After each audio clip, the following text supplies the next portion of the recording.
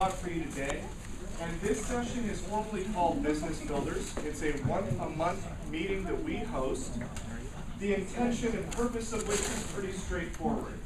There are fundamental mechanics to doing real estate well, and there are a lot of people who hear about them, and then there are some people who execute on them, and there are a lot of people who like making money, and there are some people who make money. If the correlation makes sense. If you execute on the fundamentals, you will make money. And I think that in the age of technology, when there's a lot of whiz-bang stuff out there, it can become easy to get distracted by all of these sort of get rich, buy our stuff, and you're going to turn these leads into $1 million quickly sort of ideas. But the people behind Lighthouse and the people behind Summit Funding have been in this industry a very long time, and we've seen what works. And what works looks like the thing that's always worked. And so today and every month, we bring to you experts who will talk about those things, because we believe that for this industry to really get kick-started, it's not going to look like some sort of outside infusion of cash or some fancy schmancy government program. It's going to look like people getting back to work. And so that's what we're here to help you do today. Lighthouse Escrow is a tech-forward escrow company located here in Orange County. We specialize in boutique customer service, especially for realtor teams and small brokerages that are looking for that in-house experience that they don't have. If you're a tech-forward agent, you'll especially love our integration of DocuSign, Green Folders, Streamline, Cartavi, and a whole host of other tech-forward pieces that we use to make sure that your transactions run smoothly, that we can be that other 50% of your work and get you back out on the street doing what you do best, which is sales. We want you to make more money, so we streamline the process for you on our end to make sure that you're closing deals without effort and quickly. We would like to thank today Farmers Insurance and Aaron Rosen back here in the corner for hosting us in this large room. If you're not familiar with Aaron, he's an awesome guy. He and his team will turn around your requests in just a couple of hours typically. He has great customer service and amazing socks, and if you don't know what I'm talking about, you need to ask him. I'm going to now introduce Brian Kimball from Summit Funding. They're the other half of the team putting on today's talk, and Brian's going to introduce our speaker today. Thank you for being here. Thanks for coming, everyone. There's a lot of familiar faces that have come to other lunch and learns we've done, so it's great to see a big turnout. So I know pretty much all of you, do business with a number of you, and so for those of you who don't know me, I'm a mortgage guy. My focus is really finding a partnership and building a deep relationship with agents. Most mortgage companies have the same products, rates, jumbo, FA, like that stuff doesn't really make a difference. What really makes a difference is relationship and support. And so really one of my focuses is to be available to you guys when you need it and to get things done when they need to be done by. I do a lot of rescuing deals where I get calls. There's a couple agents in here that I've done some last minute rescues on, and so that's something that I'm here for as well. Many of you may know Dale Cheema, many of you may not. I gotta say, so Dale's he's a mega agent, and so thank you for coming. Something that I think is really unique about Dale, there's a lot of big producers out there that kind of have this, kind of puffed up feeling that they're better than everyone else. And when it comes to real estate sales, Dale really is better than most other people, but he doesn't walk around like that. He's a very humble man. He's raising 3 kids. He loves his family. He has a balanced life. He's very, very successful. So without further ado, Mr. Dale Cheema. Thank you.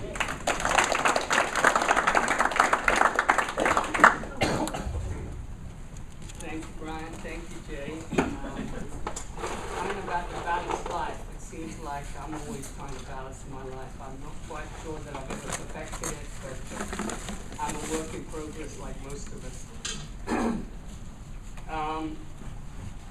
Some of you heard me earlier, so I won't bore you again. Brian wanted to hear about the disciplines of a superstar agent. I'm not sure I know what that means, but I think the word is really mindset.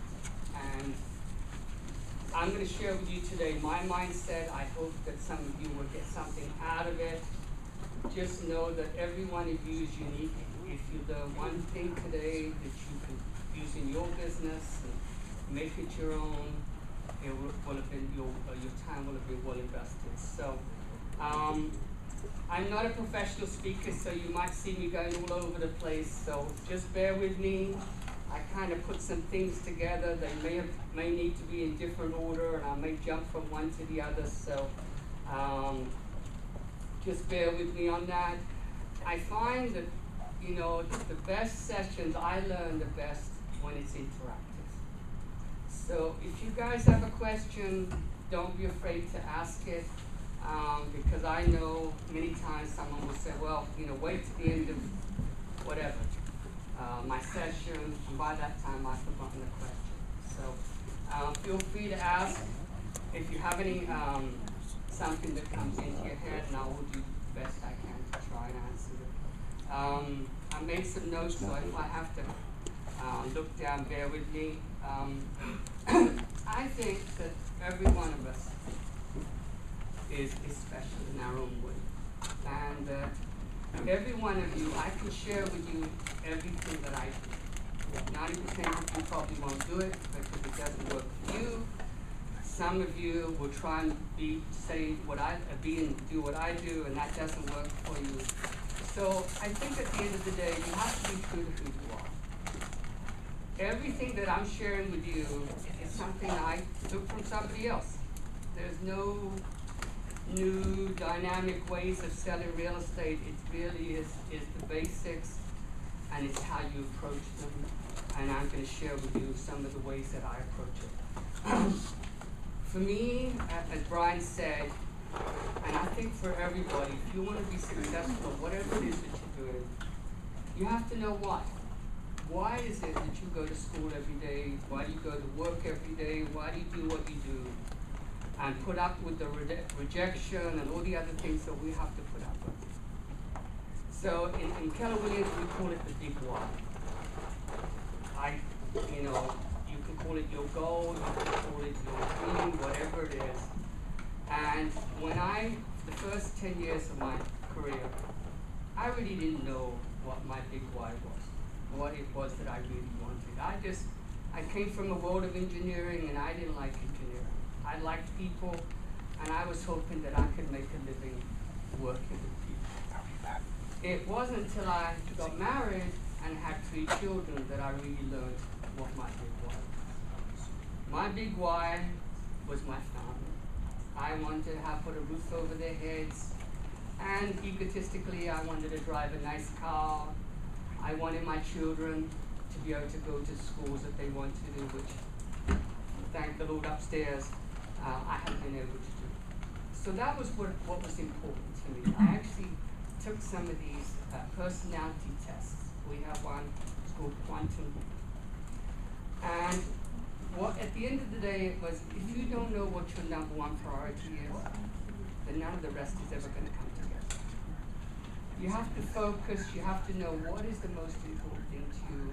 And as I said, for 10 years, I think I was chasing material things. I really didn't know what was important. It wasn't until I was a single father with 3 children that I really had to learn what my priorities were. And in my case, it was my family. And once I got that straightened out, I learned what my big why was. It was amazing how everything else fell into place. I wanted to be rich. Everybody else, that was my focus. I mean, there's no focus in I want to be rich. It was just what I wanted, I wanted to be able to walk into any store and buy whatever I wanted. 29 years later, I can do that. It just doesn't seem that important anymore. So, we all have our own ideas of what we want. You guys, you need to know what yours is. And then once you find that out, then you need to know what you're willing to do. What are you willing to sacrifice for that? In my case, I was willing to sacrifice whatever it took, including my marriage, unfortunately. That's a different story. I read somewhere there are no office hours for champions. And I wanted to be champions. I wanted to succeed so bad. And in the beginning, it was because it was for me. When it became for my children, it just became a different issue altogether. I became focused. I knew exactly what I needed to do, went to the office and I did it. And yeah, there were no office hours for me. In the beginning especially, I know there are agents that say, I don't work on weekends. That's great. You must have a lot of business. I had to work whenever the client was there. Fortunately now I'm a little bit better. I have better client control. I have a great following. And my clients, which majority of them are past clients, they're much more understanding. But in the beginning, I had to work around my clients. And I did whatever I had to do to make sure that I got that deal. The greatest thing that I learned from all of this was what I learned about myself. I had come from a life of, when I was younger, I was an athlete. Then I was you wouldn't understand it, but I was a professional table tennis player. That's how I got to college. And then I was an engineer, and I had never failed at anything, which is a terrible thing. It is terrible because you think you can do anything. And it wasn't until I got into real estate that I learned rejection. And the first time I got rejected, I was a brand new agent, and they used to have this evening where you cold call. And I went through my farm and I called everybody whose listing had expired. This lady, it's like it's branded, Mrs. Ho. I called her up. This was 28 years ago, and I said, I think I could sell your house, and why don't you meet with me? I know you couldn't sell it. So she said, all right. So I met her at the house, convinced her I could get her top dollar, and she said, I've got my own house. This is now a rental. I have another house. Maybe I'll sell both of them with you. Talk about getting excited. So I went over to her house, gave her my song and dance, because that was all I had at the time. And the next day she called me and she said, I've just heard that you're a brand new agent, and I'm going to go with a more experienced agent. She was Korean and she went with a Korean agent. At that time, it didn't make any difference to me. I went home and I didn't get out of bed for 2 days. I was so devastated. And I could not believe that I had been rejected. And I had to learn that I had to get myself out, and I had to get up, and then I get angry. And then I say, I'm going to show her. And that is still my attitude today. I'm going to show them it was her loss. And I got on the phone, and I didn't stop till I had 3 listings that same week. Because that came from anger. I was so ticked off that I wasn't going to stop till I had 3. And I learned that, boy, I never knew I had those kind of qualities. I never knew that I could be that way. And then as I practiced it and I honed my skills, it became much easier. But I have been rejected probably as many times as I've gotten listings. It makes us stronger. It makes us better. And what I've learned is rejection now is when the person says no, it just means not now. I don't take it personally. I took it personally 28 years ago. I mean, I was sobbing. Adult man sobbing. I was so devastated. I found, as I said, I found talents and strengths in myself that I never knew. And that has been the greatest gift of the 29 years. It's not the cars and the homes and the money and everything else, which is great. It was learning who I was. Because once you know who you are, you can handle anything. $5 in my office.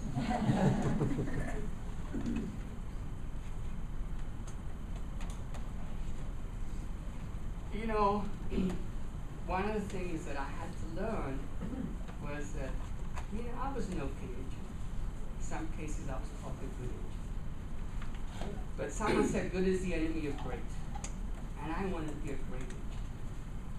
And I learned that if I kept doing the same things that I was doing, not only was I going to go crazy, that I wasn't going to get any further than where I was.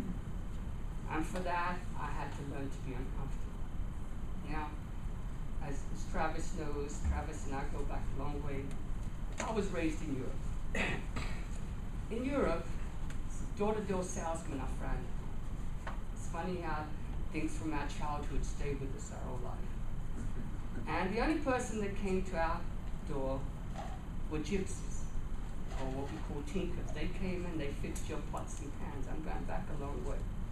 So they were frowned upon because they usually stole things, and gypsies in England had a very bad reputation.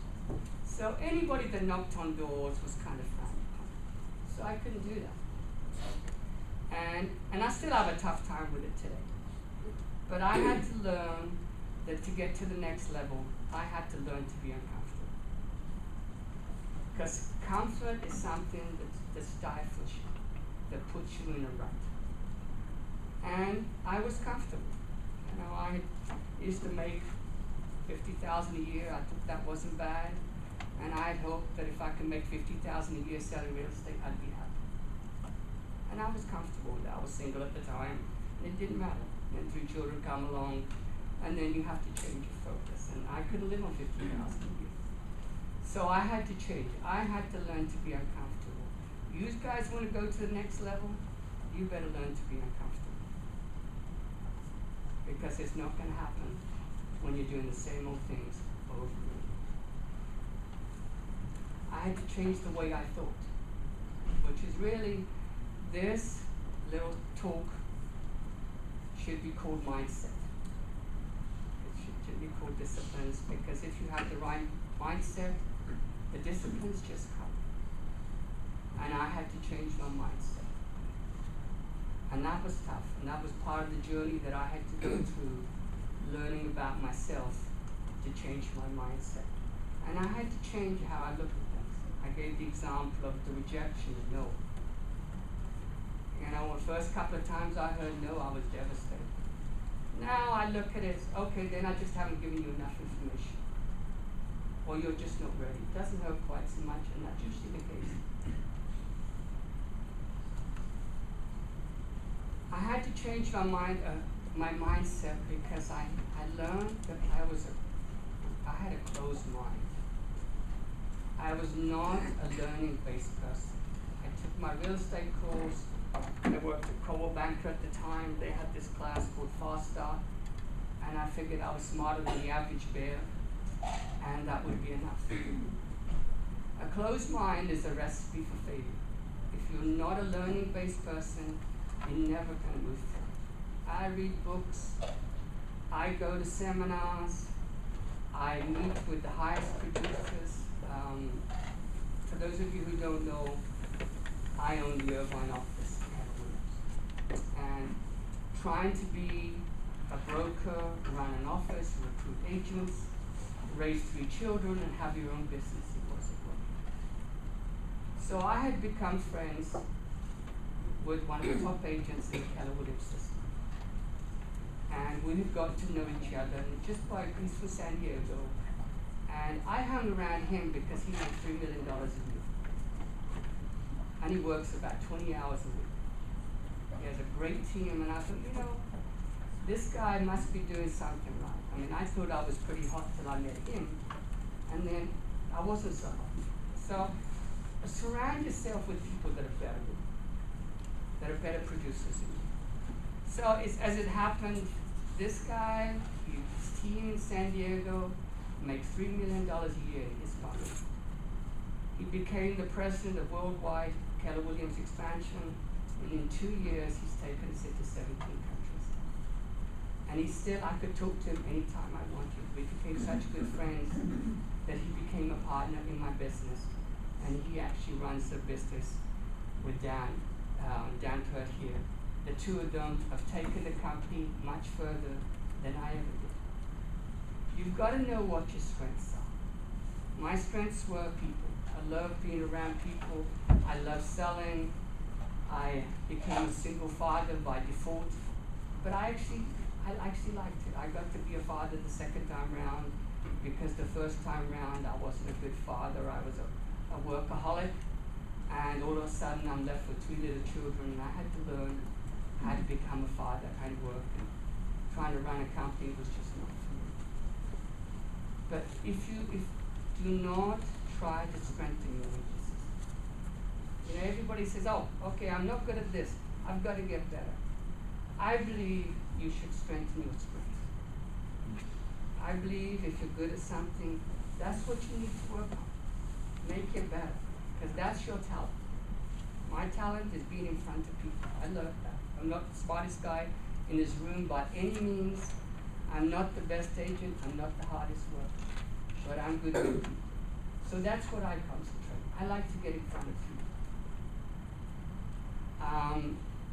If you're going to stay in this business, I would suggest that you learn personality. I don't know if has anybody here heard of the DISC test? You heard of the DISC test, right? 4 types of personalities. I had to learn which I was. I was an ID. If you don't know what they are, it's D is for driver, determined, demanding. I is for intelligent, meaning usually much higher social ability. S is for customer satisfaction. C is for somebody that's very compliant. So CPAs are SCs. They're very detailed and they're customer oriented, hopefully. I learned that I was an ID. My partner is a DI. He comes in and boom, boom, boom, boom, boom. I want to know, he just wants to get to the bottom line. Me, I need to talk for 5 minutes. I need to get to know people. I need to feel comfortable. So I had to learn that. So when I'm with a high D, I have to become a D. The engineer type, the husband that says, hey, I make the decisions. This is how it's going to be. You're dealing with a D. You need to learn how to deal with a D. If you're dealing with an I, someone like me, it's going to be an hour before we ever get to the listing presentation. You know, but that's what works for me.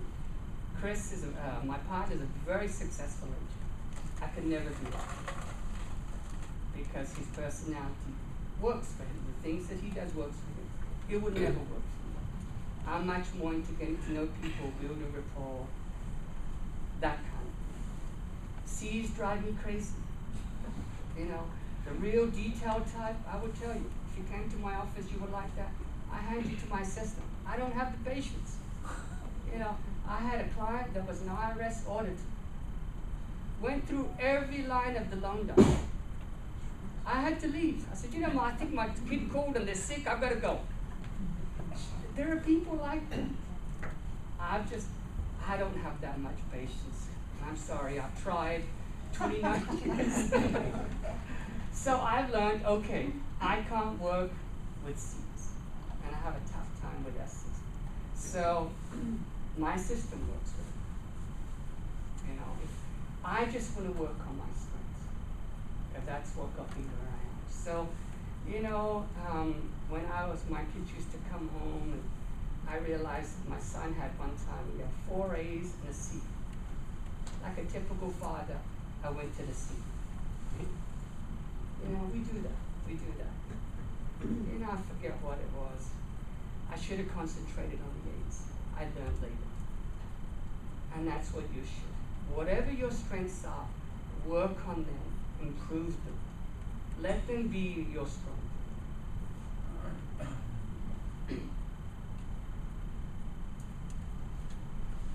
I said I had to change who I was, and it's funny. Has anybody ever seen the movie The Great Gatsby? We'll sing it. Did any of you see the first one with Robert Redford? At the end of the movie, Robert Redford is Great Gatsby, I should say, is shot in the pool. And his father, at the very end, comes to pick up the body. And he says, you know, our name is really Gats. He changed it to Gatsby. Because Gats, for whatever reason, he felt he would be successful. Gatsby sounds much better. And he says, you know, my son really didn't keep in touch with us. Because he'd moved up and his parents were down there. And he said, but I always knew my son would be successful. He says, when he was a little kid, I would watch him practice how to speak in front of the mirror. I would watch him walk up and down in front of the mirror. That's what I did. I knew that I had to become better. I had to change everything about me. If you knew me, I would love to be in shorts, cut off shorts and a t-shirt all day long. This is how I dress every day. Because I feel I owe that to my clients. I had to change all of them. Or in every way I had to change how I thought about myself and how I thought about my business. Now, some of you may have come thinking, oh my gosh, maybe I'm going to pick up some great idea. Maybe I'll be, what was the term, superstar? Lord forbid. That I'll pick up something. I find that most of us really know what to do. I bet if I asked everybody in this room, is there one thing that you could do to make your business better? Every one of you would know. The problem is we don't do it. And I'm not as bad as some. I was going to say I'm just as bad. I'm not really. But I'm bad. I could be better. And that's all focus and it's mindset. When you know what the goal is at the end, all these things will fall into place. I had to learn, I was telling you, like Gatsby, I had to learn to speak the way that I felt that a professional realtor should speak. I come from London, and from Cockney land. If any of you know what the Cockney accent is, it's just outside of London. Michael Caine is from Cockney land, that kind of accent. In London, it's kind of frowned upon. North London, Oxford is much more posh. So I found that most people, I had to repeat everything twice because I had such a strong English accent. So I had to learn. I had to learn to speak. I had to learn scripts. I had to learn, okay, am I going to work for sailboat owners? Am I going to work in spies? And first I went to, there's a great guy in Manhattan Beach called Daniel Belly. We became good friends over the years. He's a for sailboat owner specialist. He had a fabulous script. So I went to one of his seminars and I practiced his script. Went to for sailboat owner and I fell flat on my face because I wasn't Daniel. He had perfected it over and over. So I had to learn that I had to make these scripts my own. I had to practice them, I had to learn them, I had to learn what they meant, and then I had to mean them when I said them. And all of a sudden everybody thought it was me, which was the whole idea of it. Practice and practice and practice till you get it right. If you're committed to this business, find an accountability partner. Find someone, it's like going to the gym. If you know that there's somebody else waiting for you, you're going to get up and go to the gym. If you're not accountable to anybody, I'll do it tomorrow. And what happens is that becomes a habit. So easy to quit. And when quitting becomes a habit, you should probably go into another business. I was raised in Europe, and probably as a youth, the best time in my life, I was in the Boy Scouts. And the Boy Scouts motto was be prepared. Success is when preparation meets opportunity. Every day I go to work waiting for opportunity because I'm prepared for it. I go dressed like this and I am waiting for that call to come. I am waiting for an opportunity every day. And I will tell you, opportunity comes when you're ready for it. If you're not prepared for them, they go by anyway. As a brand new agent, I can tell you how many listings I lost because I wasn't prepared. Because I didn't know what to say. The bigger agents winning on the listing appointment and just blew me out of it. So I had to learn. Always bring your A game. This is my A game, how you see me today. I go every day waiting for that opportunity, and I'm going to take my A game to that client because that's what he deserves. I don't have a lot of clients that call me when I'm in business with them. I outline to them what my expectations are of them and what they can expect from me. And every conversation that I have, I'll tell them what's going to happen next. Your client shouldn't be calling you. What's going on with my escrow? I haven't heard from you. How come you didn't give me feedback on the open house? You owe it to those people. They hired you to sell the most expensive thing they own. You need to be committed to them. You owe them that. Mine, when we go to a listing appointment, I tell them, you will hear from me on Monday and on Friday. In the week, one of us will come by. It's never me, but I always say one of us. Will come by and pick up business cards. These days, I say, just take a picture and email it to me. It's so much easier. They don't have to go running around. But they have to know that you're there for them.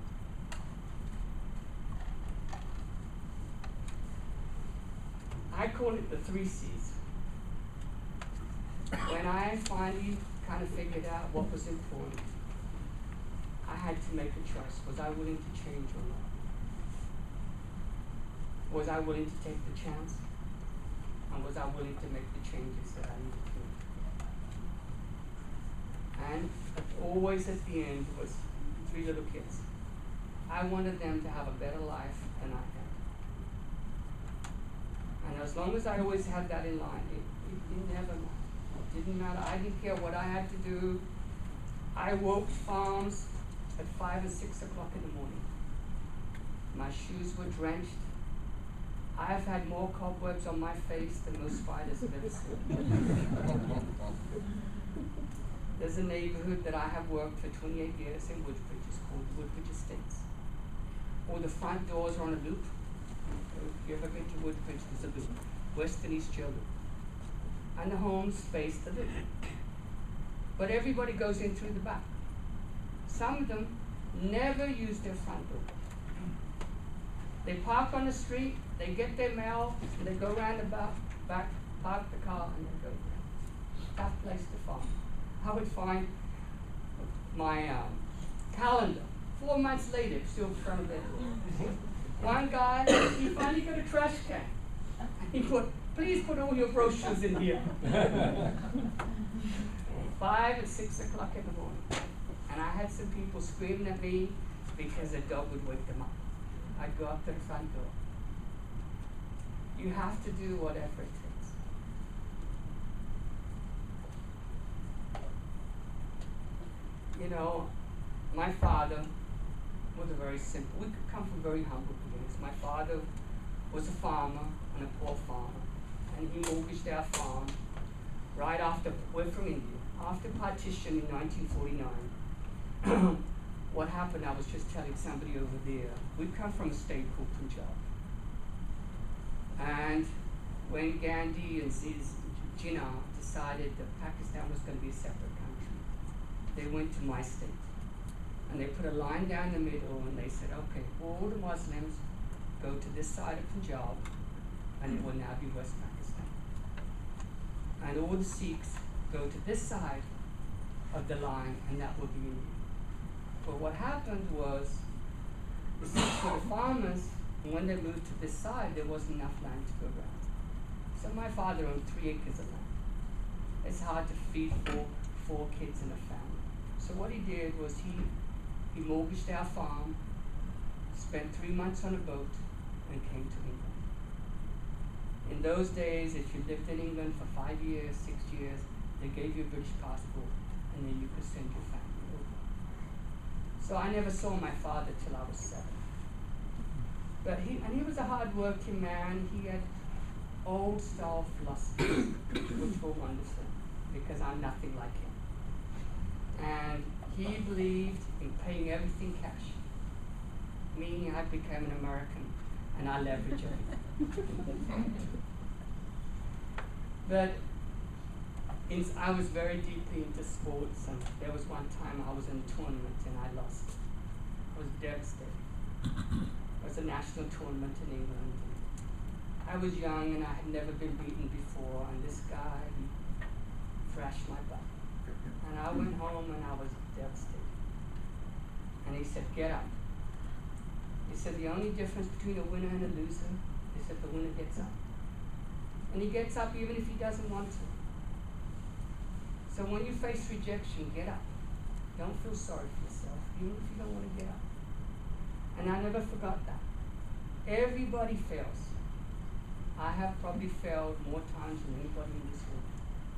I just get up. And what I can tell you about failure is you learn more from failure than you ever learn from me. And I have learned a lot, trust me.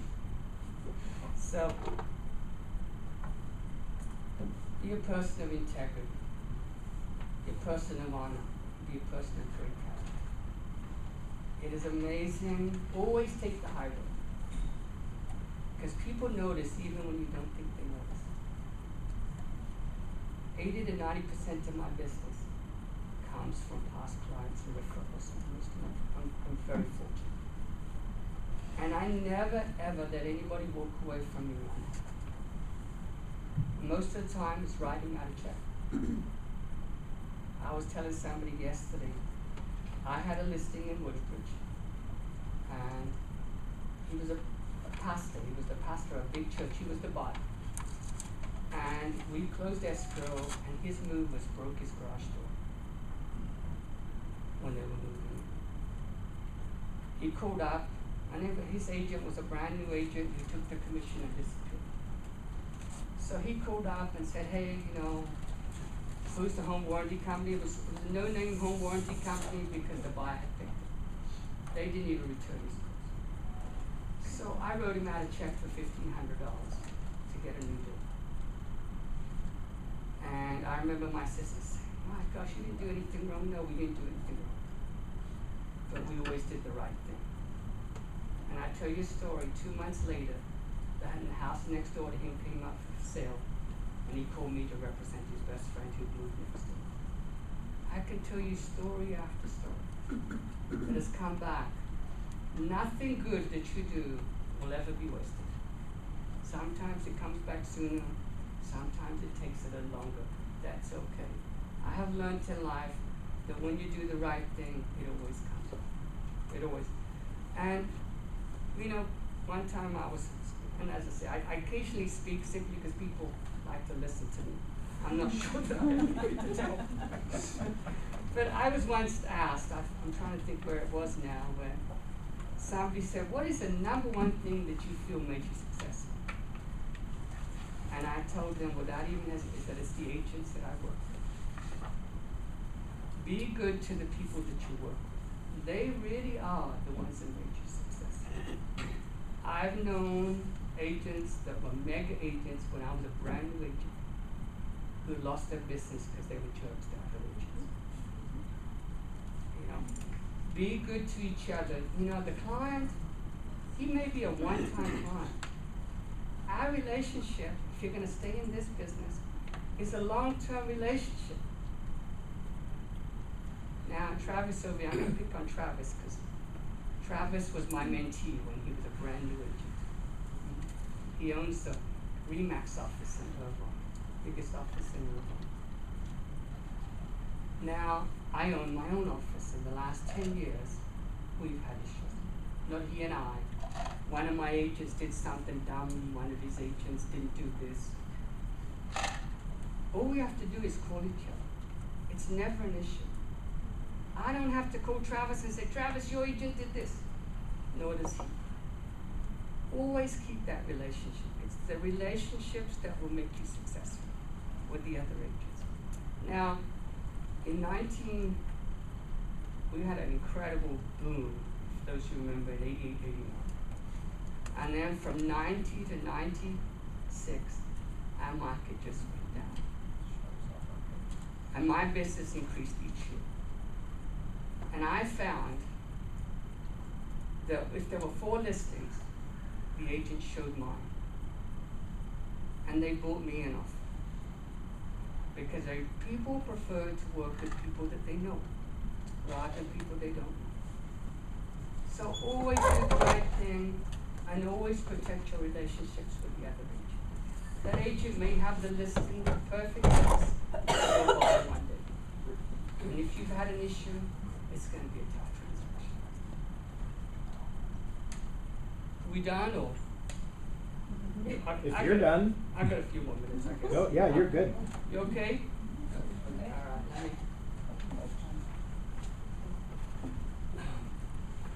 Never bother yourself with the small stuff. And it's all small stuff. In my office, we call it coffee pot issues. Don't get involved in coffee pot issues. Always be focused. Now, we have, thanks to Dan, we have 165 agents. My door is always open. And everybody wants to come into us. And I tell them, I'm a working agent, I'll answer your question, but I don't have time to socialize. In a very nice way. Don't go to your office to socialize. You're there to make money. Do what makes you money. Try and put yourself in front of a client every day. Or get closer to a transaction. Or get closer to a listing. When you leave at the end of the day, feel that you go closer to another deal. That you did something. My other favorite saying from my father was that your reach should always be beyond your grasp. I never stop improving myself.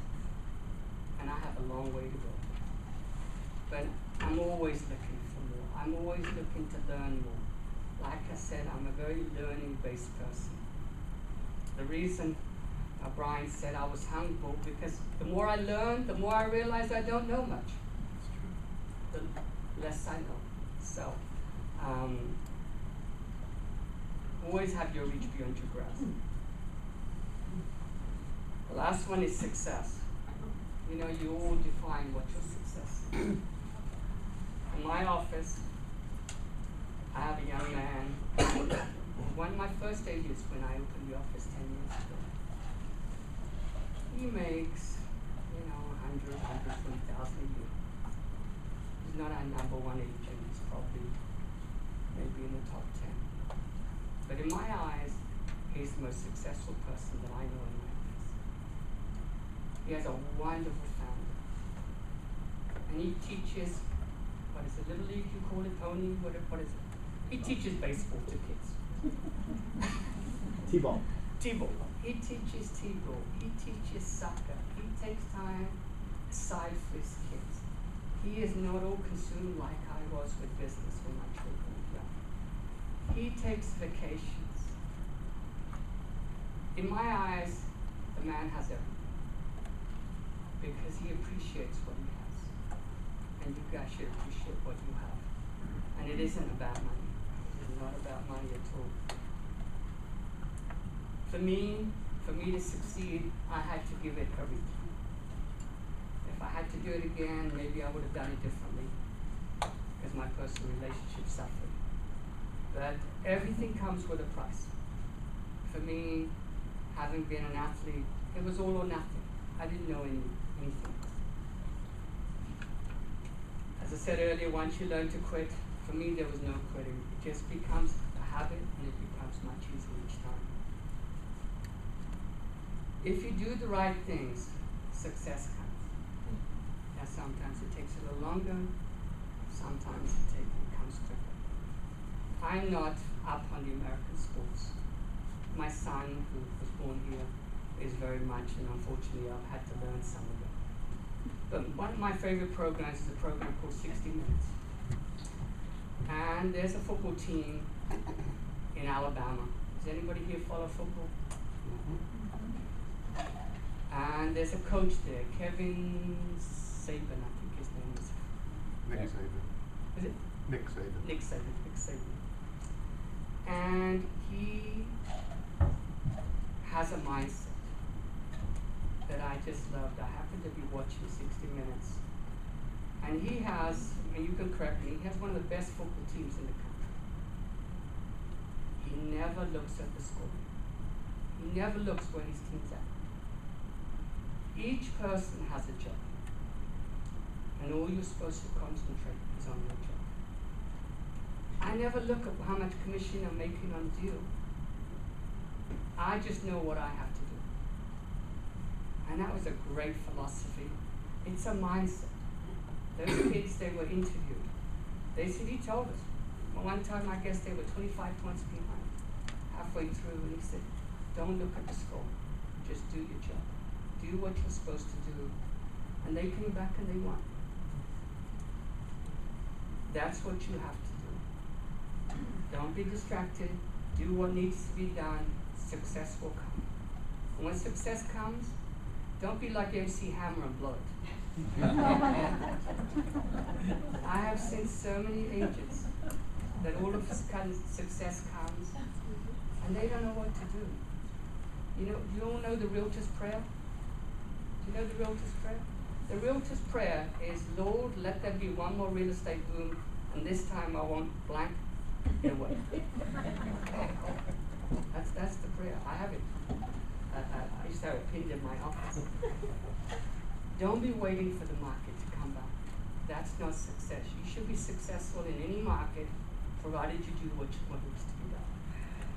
And when you get success, invest in yourself. Invest in your business. I invest in my business all the time. I go to seminars, I buy books. I ask Dan. Dan is always coming up with great books. Read books, learn to be better. Be the best that you can be. Invest in your future. For me, it was real estate. Coming from being the son of a farmer, land was important. My father was a laborer. When he got to England, he going to be a farmer, so he was a laborer. We got there, I was 7 years old, and he already had a house for us. He worked hard and he provided. And I learned that a roof over my head was very important to me. Now, my problem was that at the age of 12, I played the game called Monopoly. And I fell in love with Monopoly. And if you see my children and I, when we get together, we always play Monopoly. We are the most competitive family you ever want to meet. And my goal in life was to play Monopoly in real life. And I've been blessed enough that I can do that. I buy properties, I sell properties, I buy car dealerships. All of these things I've been allowed to do because I never took my eyes off the goal. Reward yourself.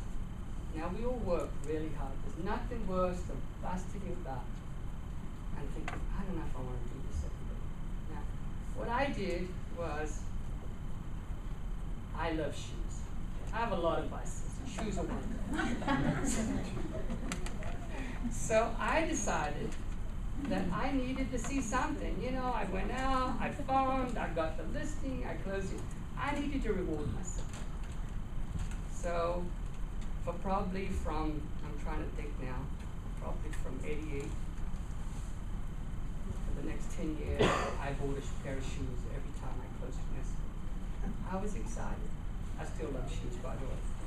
And now I've moved on to other things, but reward yourself.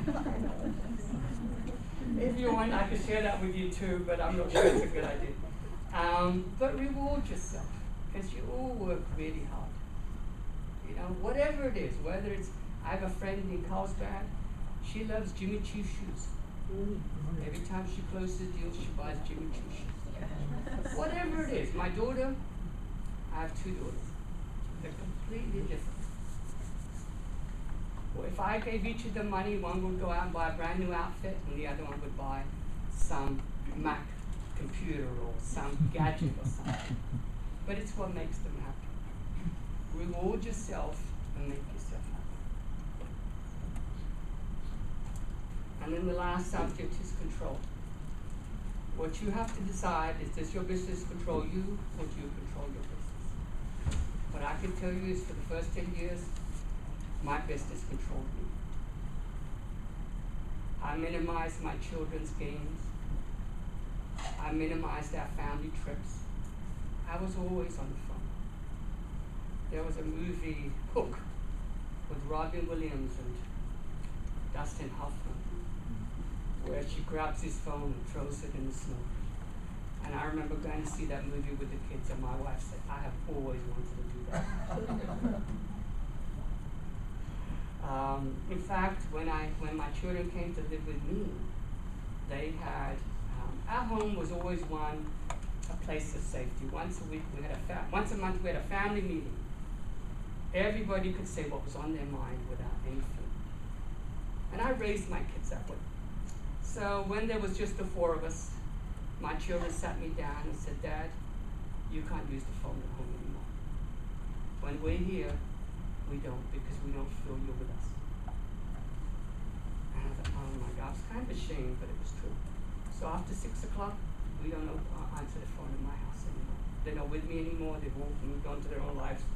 But I don't answer the phone after 6. Don't let this business control you. Have systems and models. Have systems to make your life easier. Now for me, I have been working for 29 years. I am trying to get to a point where if I want to go for a month, my business will still run. And I have some systems and I have some models. They're always works in progress. But have systems and models. You do not want to be your business. You want to have a real estate business. You don't want your business to end the day you hang it up. You want your business to continue. Otherwise, you need all those clients that you had all those years. What are you going to do? Refer them to somebody else. Try and set up a model where your business continues whether you're there or not. And then the last thing, well, two things. Try and learn to leverage yourself. Now, there's no way that I could do the business that I do if it was just me. And we have a wonderful young man that was in my office most of the day yesterday. He's been with us a year, and it's going to be a phenomenal agent. The problem with him is that he's a control freak. Anybody know somebody like that? We believe we can do everything better than anybody else. As long as you believe that, you will never go to the next level. You need to find someone that you trust that can help take you to the next level. In my case, my sister's name is Nina. She's been with me for 4 years. She does 80 to 90% of all the work that I do. I want to be in front of clients, I want to show property, and I want to write offers. All I want to do. I want to have a signed contract, I give it to her, and I say, Nina, take care of it. It gives me a lot more time. And I tell my clients, the moment your offer is accepted, Nina will be in touch with you. This is what to expect next. Nina will call you, she'll tell you when the termite is scheduled, she'll tell you when the appraisal is scheduled. Because as far as I'm concerned, I've done my job. And I tell them, if it's an emergency, call me. Do they ever call me? No. And I don't want them to call me. Not that I don't like talking to them, but I want to go into the next year. You want to be a mega agent, you need to learn to leverage. You need to learn to let go. Do that what you're really good at. Do that 10-20% that you're really good at. Hire someone. Because there's lots of people out there that can't do that. But most of them can't do that, believe it or not. So hire someone to help you. And then the last thing is follow your schedule. You know, I never wanted to have a schedule because I thought it would hinder me, it would restrict me. It actually frees you. When you have done what is on your schedule, the day is yours. It's a great feeling. Okay, I think that was it. I will leave you with one quote. Another one of my favorite quotes. It's from Adlai Stevenson, and it goes, "On the plains of hesitation lie the blackened bones of countless millions, who at the dawn of victory lay down to rest, and in resting died. Be prepared to make every day a victory, and every day be prepared for success." Thank you.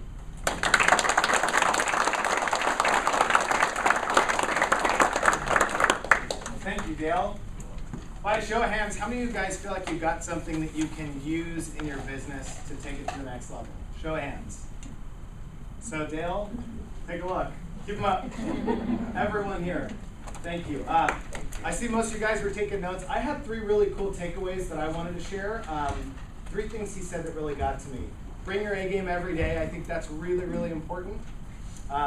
Don't work on your weaknesses, work on your strengths. It's funny because I always thought the other way, and hearing him explain it, I'm like, there you go. Work on weaknesses, or work on strengths, let someone else do weaknesses.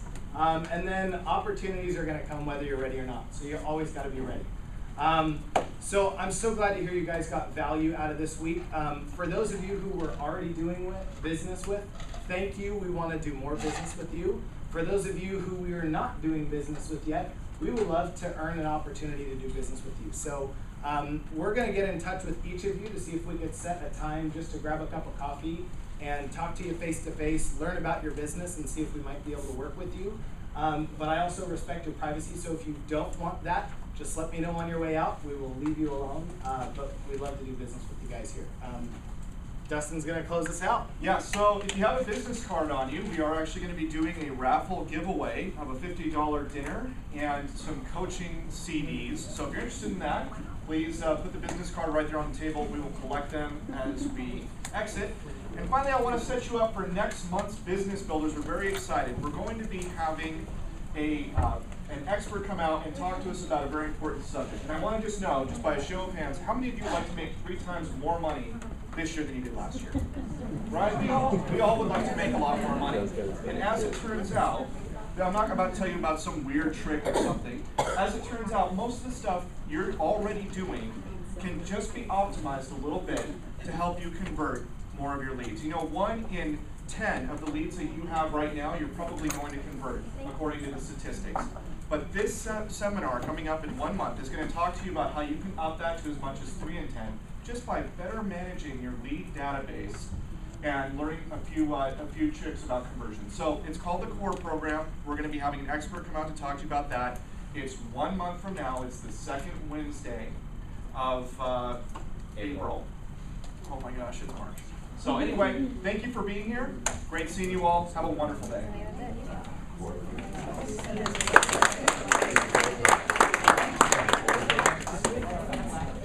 It sounds painful. It sounds like ads.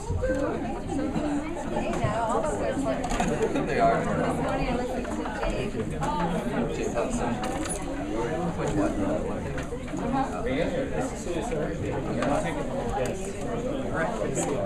Thank you. Yeah. Thanks for coming. Yes, we need.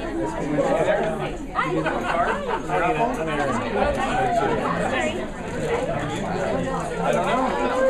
Thank you.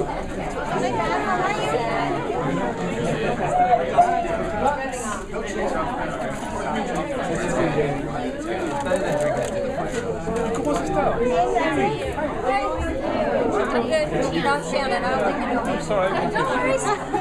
¿Cómo has estado? ¿Dónde estás ahora? Fría. ¿Y estás?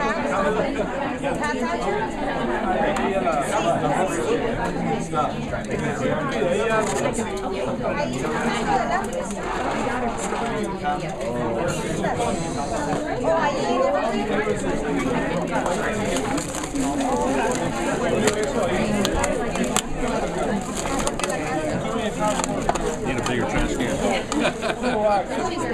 I don't know.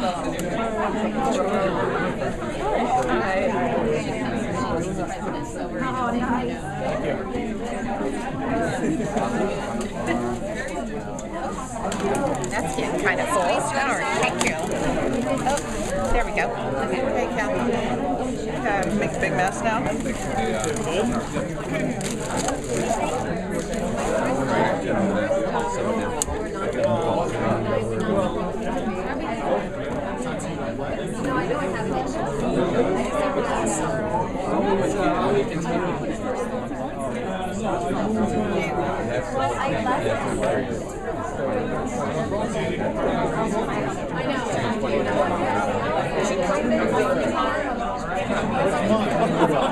Next year you asked me about some fruit. You asked me about my business.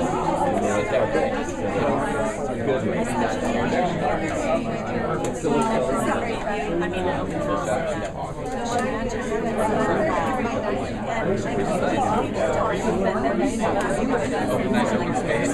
My business.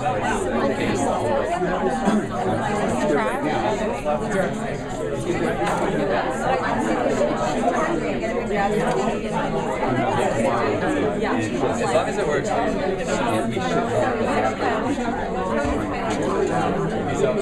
Well, you're going to ask me every week, so He's a nice bulldog. I find I do that too.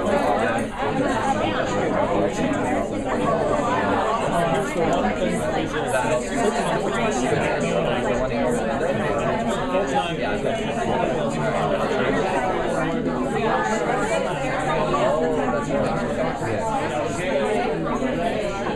need to know. Right behind the leadership.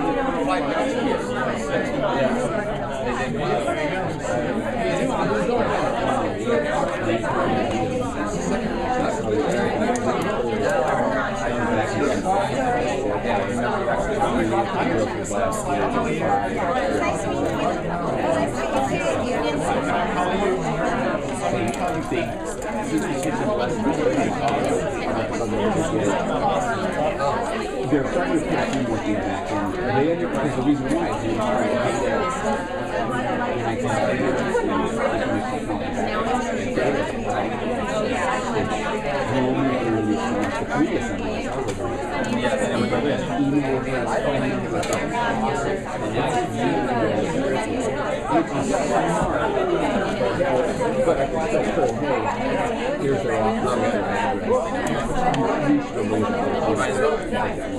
We both recognize it. It's funny, it's like even though they changed it all around, people still recognize it. Oh, I thought you meant just the K-Dub. Some people just use that. Just use the...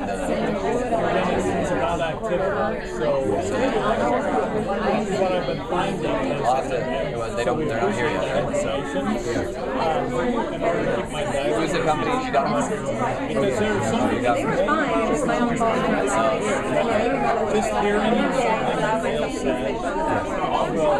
And then other stuff came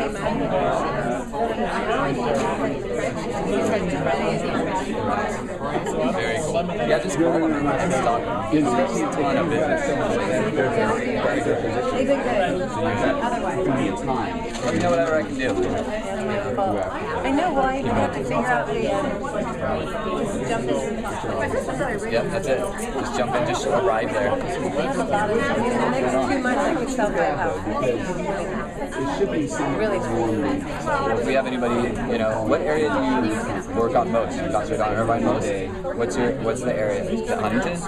No, just relationships. People I've met through networking and wherever they want to buy or sell. So you're not... I've done a couple, 2 big sales in Newport, leases in Newport, Costa Mesa, sales in Mission Viejo, Laguna Niguel, San Juan Capistrano. Because we have some agents that only want to work certain areas. So if there's another area like out coastal or something like that, or anywhere, I'll just, if I get a referral, I'll send it.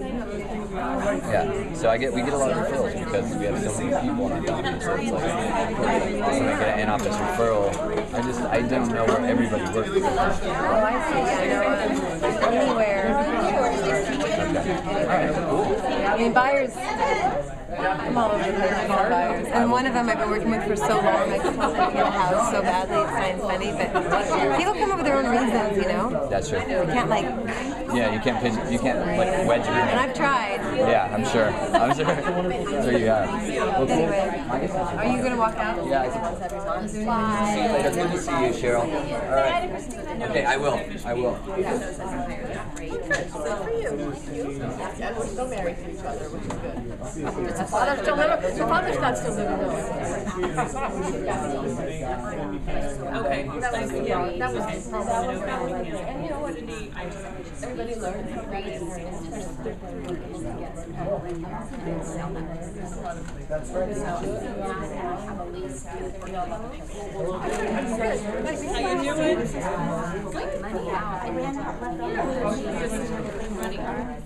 In my car, I think I have one of your old business cards. I love how you said, don't let the business control you. I'm like, it always controls me. Business always controls me. I know, and I'm telling you, you gotta stop. I was 10 minutes late to my secret agent because business controlled me. But how do you say to your client, I want to see a $4.3 million house, and a $2.8 million house, and you know, please, I'm going to take this. No, you take the bloody word.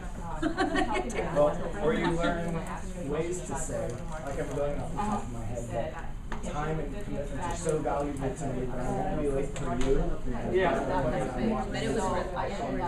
That sounds really great. She has this much time in her schedule ever. Ever. But I have to chance, yeah, can you call me today, later today, by appointment to show that property is at 4 o'clock? So sometime between now and 4. What's it about? Grandpa, it's his payment. We just gotta figure out where his payment is going to be, perhaps, if we can get an appraisal on that house. So that's what we're gonna figure out. All right, bye. Thank you. See you next week, Lauren.